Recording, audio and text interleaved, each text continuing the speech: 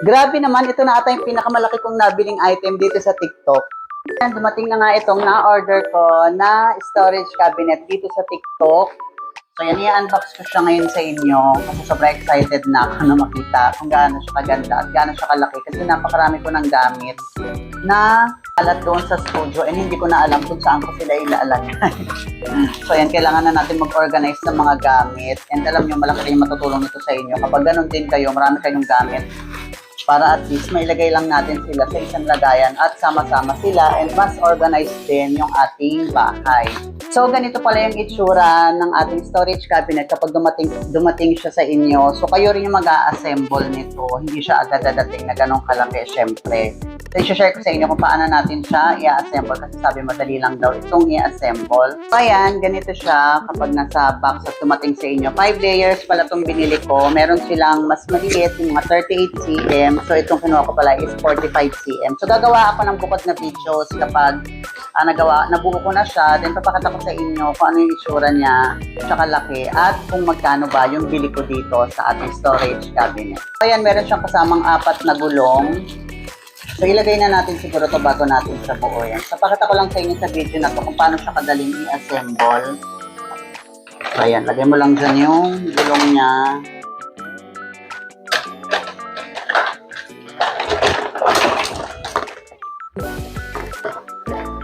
And 4. Ayan, bago natin siya i-set up. Ganito yung unang piece niya pag dumating sa inyo. Then, tataas nyo lang to. Tapos, meron siyang kasamang ganito.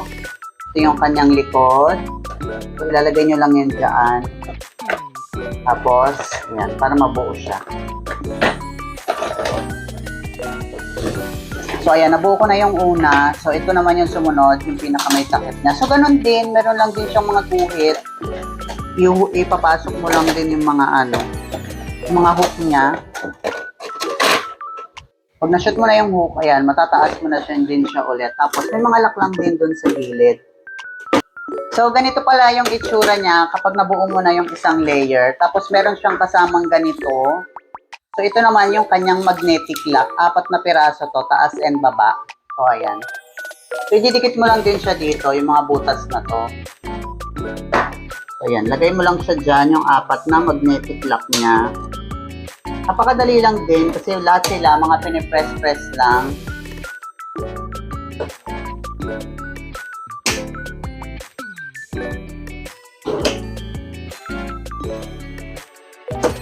Ayan. Tapos, magnetic na yung lock niya.